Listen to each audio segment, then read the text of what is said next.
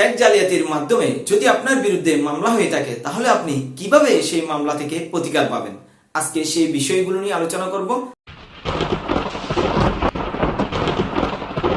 আউযু বিল্লাহি মিনাশ শাইতানির রাজিম। বিসমিল্লাহির রহমানির রহিম। আলহামদুলিল্লাহি রাব্বিল আলামিন ওয়াস সালাতু ওয়াস সালামু আলা সাইয়্যিদিল মুরসালিন ওয়া আলা আলিহি ওয়া আসহাবিহি আজমাইন।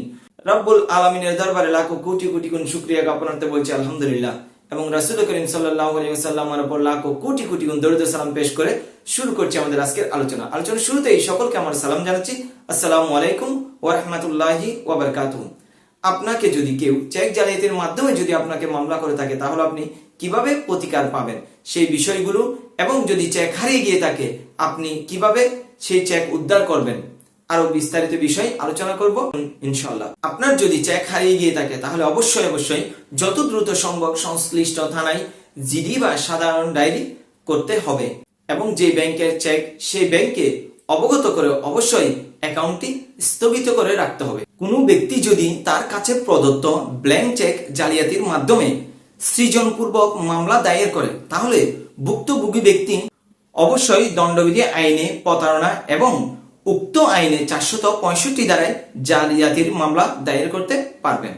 এমনকি চেকের স্বাক্ষর যাচাইয়ের জন্য হস্তরেখা বিশেষজ্ঞের কাছে প্রেরণের জন্য আদালতের কাছে আবেদন করতে পারবেন। যদি হয়রানি বা প্রতারণার উদ্দেশ্যে চেকের মামলা হয়ে থাকে তাহলে অবশ্যই আসামির আইনজীবীকে ও অন্যান্য সাক্ষীদেরকে দক্ষতার সাথে জেরা করতে হবে।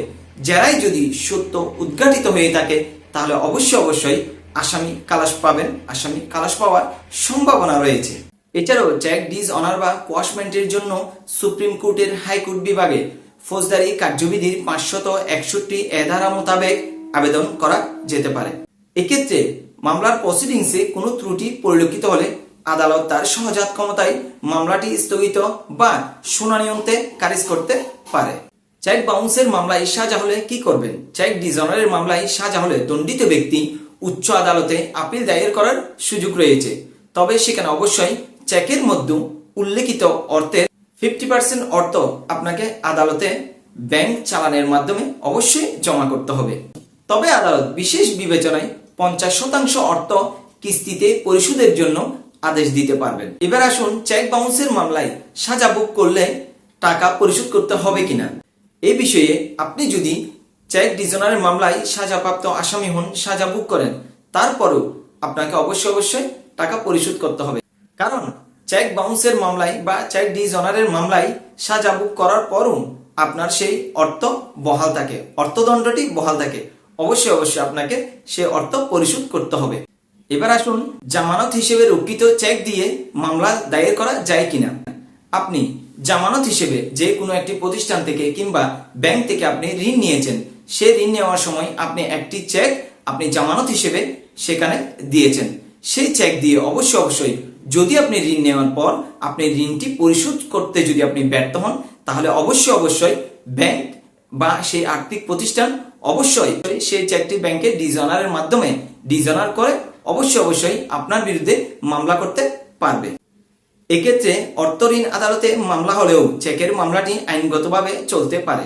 এক্ষেত্রে বাদী 1898 সালের ফৌজদারি কার্যবিধির 386 ধারা অনুযায়ী অর্থদণ্ডে উল্লেখিত অর্থ উদ্ধারের জন্য জারির মোকদ্দমা করতে পারবেন। এই ক্ষেত্রে আদালত জারির মোকদ্দমা আমলে নিয়ে আসামির স্থাবর বা অস্থাবর সম্পত্তি ক্রয় বা বিক্রয়ের মাধ্যমে অর্থ আদায়ের জন্য পরোয়ানা জারি করতে পারবেন। উক্ত পরোয়ানা জেলা বা কালেক্টর অর্থাৎ ডিসি বরাবর জারি করা হলে সেটি দেওয়ানি ডিগ্রি হিসেবে গণ্য বা বিবেচিত করা হয়। ডিসি মহোদয় দেওয়ানি কার্যবিধির নিয়ম অনুসরণ করে উক্ত জারি কার্যক্রম পরিচালনা করবেন। সকলের সুস্বাস্থ্য ও দীর্ঘায়ু কামনা করে শেষ করছি। আসসালামু আলাইকুম ওয়া রাহমাতুল্লাহি ওয়া বারাকাতুহু।